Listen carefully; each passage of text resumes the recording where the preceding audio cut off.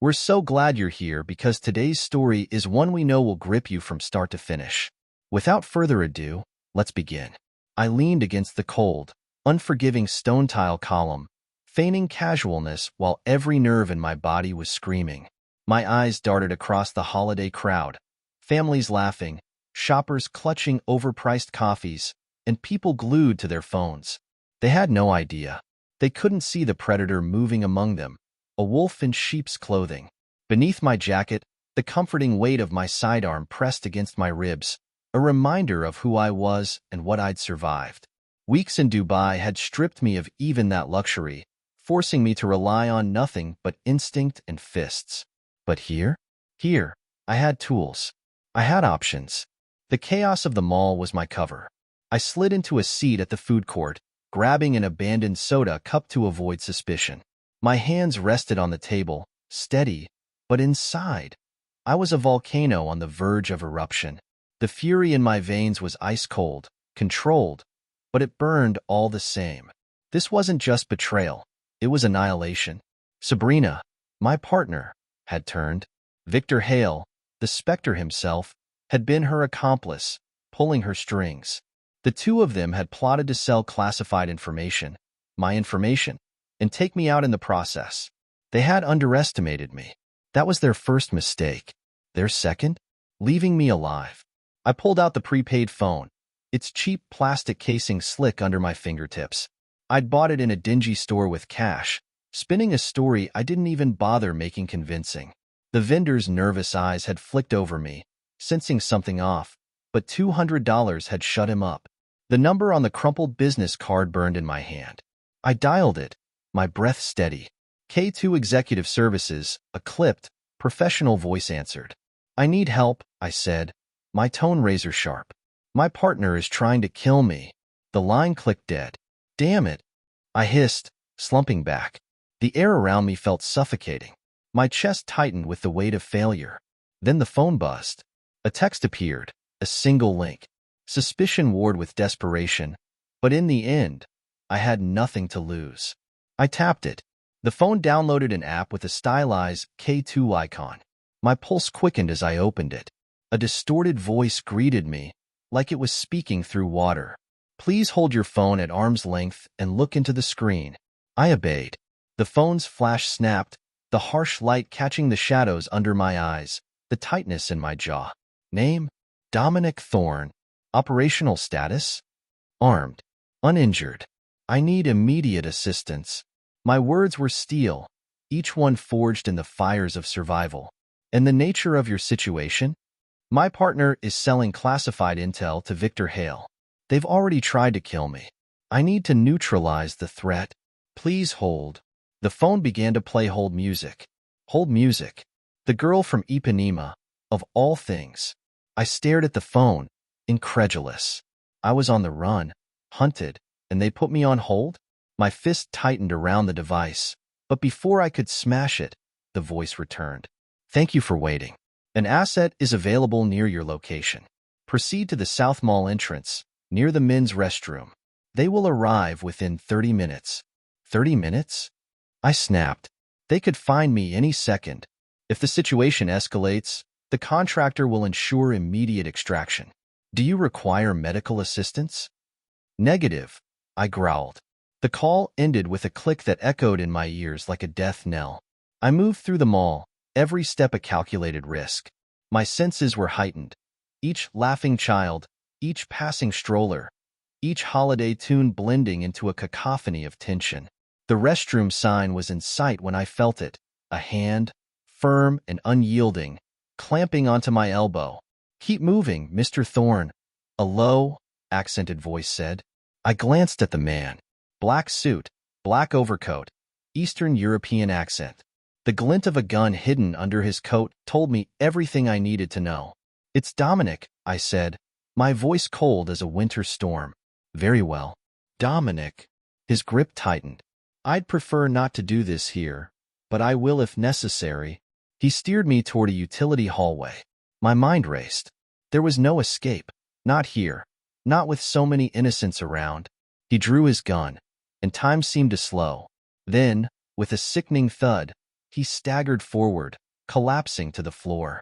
Behind him stood a teenage girl in a purple beanie, a wrench the size of her torso resting casually on her shoulder. Her expression was blank, but her eyes sparkled with deadly focus. "Come with me if you want to live," she said, smirking. "I've always wanted to say that." I blinked, my pulse hammering.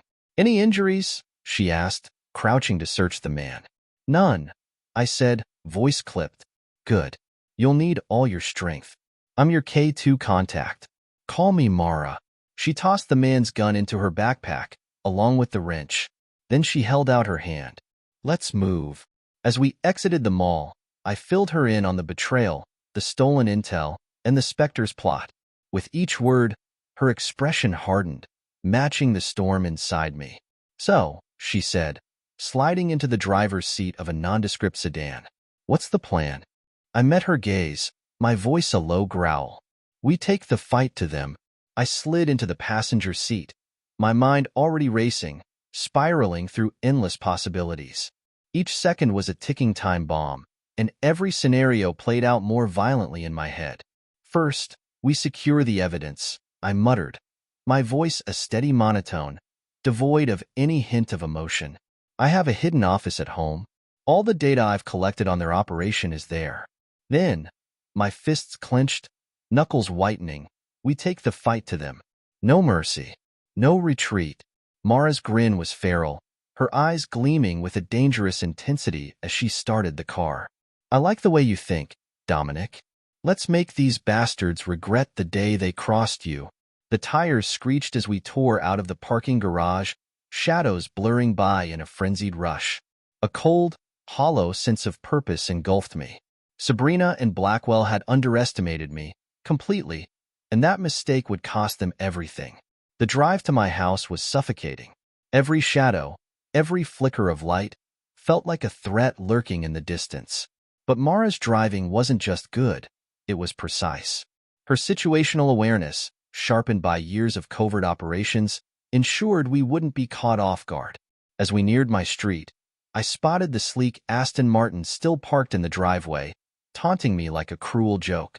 My jaw tightened as I muttered under my breath, "Nice car. Gift from a friend," Mara replied, her tone sharp, her eyes narrowing. I nodded, my fists clenching tighter. Blackwell's generosity knows no bounds. Guess he likes to keep his assets happy.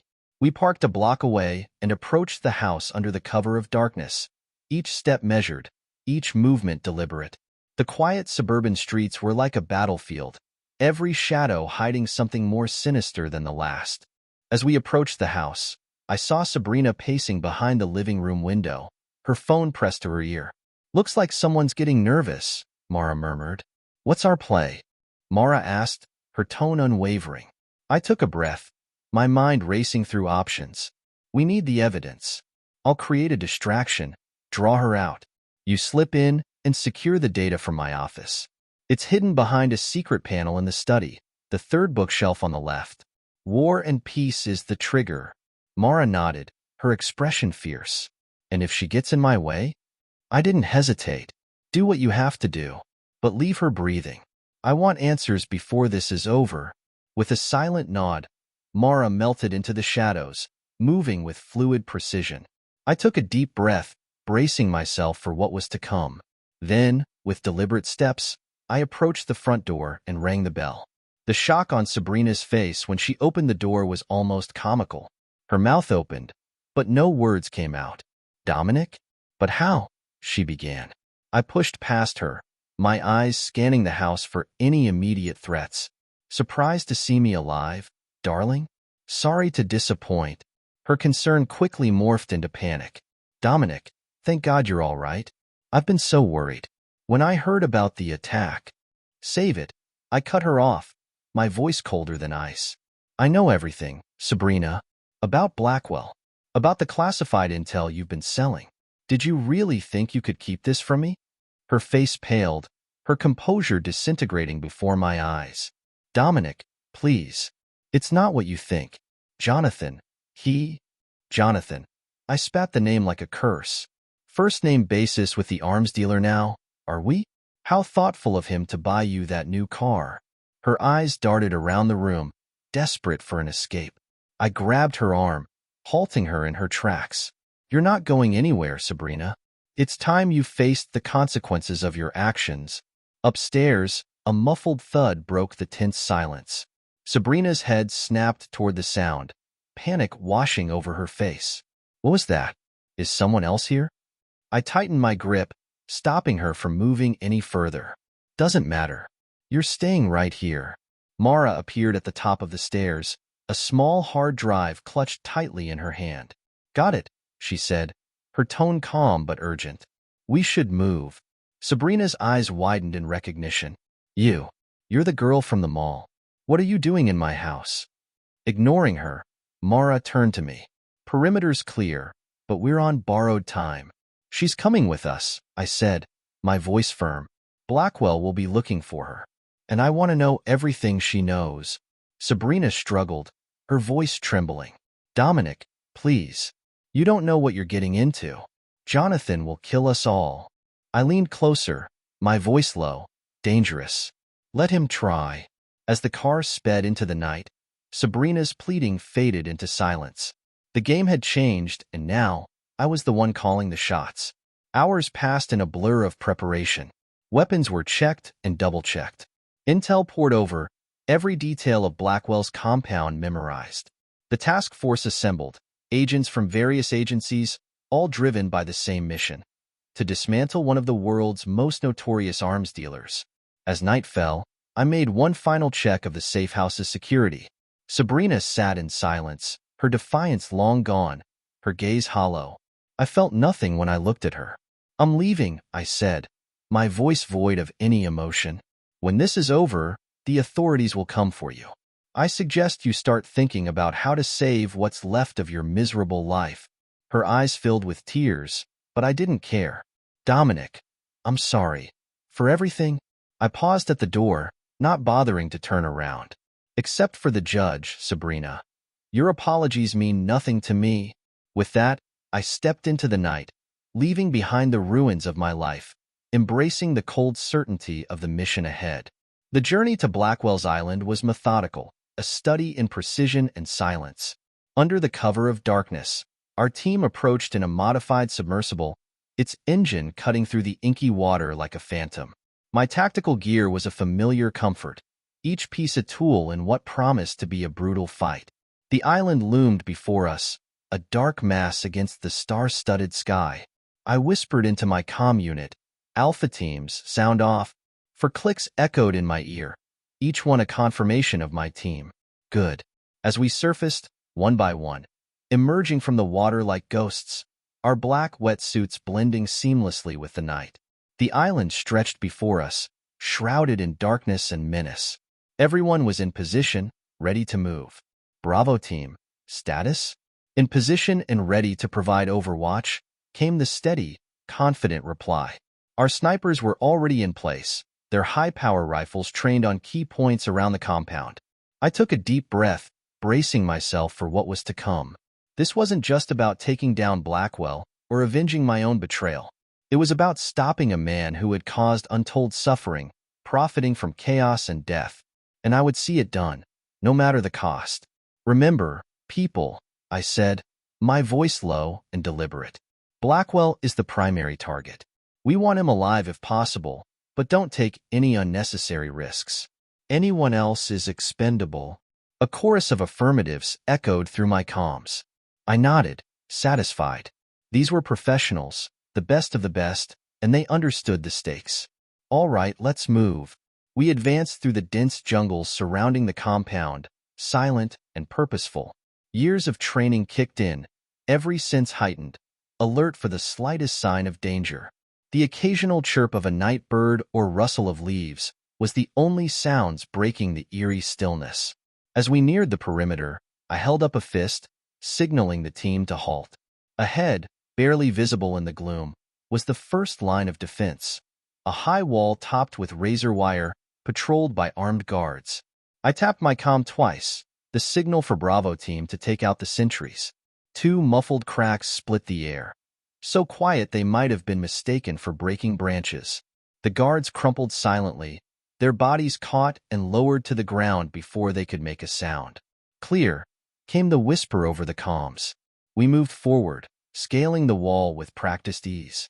Once over, we split into two-man teams, each heading for a pre-designated entry point. My partner, a former Delta Force operator named Martinez, fell into step beside me as we approached the side entrance to the main building. The lock was no match for Martinez's electronic bypass tool. Within seconds, we were inside. The cool, air-conditioned interior was a stark contrast to the humid night outside. I signaled for Martinez to take point, covering his advance as we moved deeper into the compound. The intel had been good. The layout matched our briefing perfectly, allowing us to navigate the maze-like corridors with confidence. As we neared the central area, where Blackwell was likely to be, the sound of voices reached us, multiple languages, the clinking of glasses. The arms deal was in full swing. I tapped my comm 3 times, the signal to converge and prepare for breach. In moments, I sensed rather than saw the rest of the team taking up positions around the room. We were in place, ready to spring the trap. On my mark, I whispered, 3, 2, 1. Execute. The world exploded into chaos. Flashbangs detonated, filling the room with blinding light and deafening noise. We burst in, weapons at the ready, shouting commands in multiple languages. FBI. On the ground now. Interpol. Hands where we can see them. Most of the arms buyers dropped immediately, stunned by the sudden assault. A few tried to resist, reaching for weapons, but were quickly subdued. In the midst of it all, I searched for one face, Victor Hale. I spotted him near the back, trying to slip away in the confusion. Not this time, you bastard. I charged forward, dodging panicked arms dealers and flying furniture. Blackwell saw me coming. His eyes widened in recognition and fear. He turned to run, but I was faster. I tackled him hard, driving him to the ground with all my weight behind it. He struggled, landing a solid elbow to my ribs, but I barely felt it through the surge of adrenaline. It's over, Blackwell, I growled, pinning him face down on the marble floor. But he kept thrashing, screaming curses in multiple languages. I wrenched his arms behind his back, perhaps with more force than strictly necessary, and slapped on a pair of reinforced cuffs. As I hauled him to his feet, I leaned in close, my voice low and menacing. You made a big mistake coming after me and my family. I hope it was worth it. The fear in his eyes told me all I needed to know. He had underestimated me, thought he could use Sabrina to get to me without consequences. Now, as the reality of his situation sank in, I saw the dawning realization that he had grossly miscalculated. I shoved him toward Martinez, who took custody of the prisoner. Around us, the rest of the team was securing the other arms dealers and gathering evidence. The operation had been a complete success. As the adrenaline began to ebb, I took a moment to survey the scene. Years of work, months of personal anguish, all culminating in this moment. Blackwell's empire was in ruins, his buyers in custody, and a treasure trove of intelligence on global arms trafficking now in our hands. I felt no elation, no sense of triumph, only a grim satisfaction that justice had been served and a dangerous threat neutralized. There would be time for reflection later. For now, there was still work to be done. I keyed my comm, connecting to the task force headquarters. This is Alpha 1. Target secured. I repeat, Blackwell is in custody. Operation successful. The response was immediate. Copy that, Alpha 1. Excellent work. Extraction team is en route. Secure the site and prepare for debrief. I acknowledged the order and turned back to the task at hand. The night was far from over, but the hardest part was done. Blackwell was finished. Soon, Sabrina would face her own reckoning.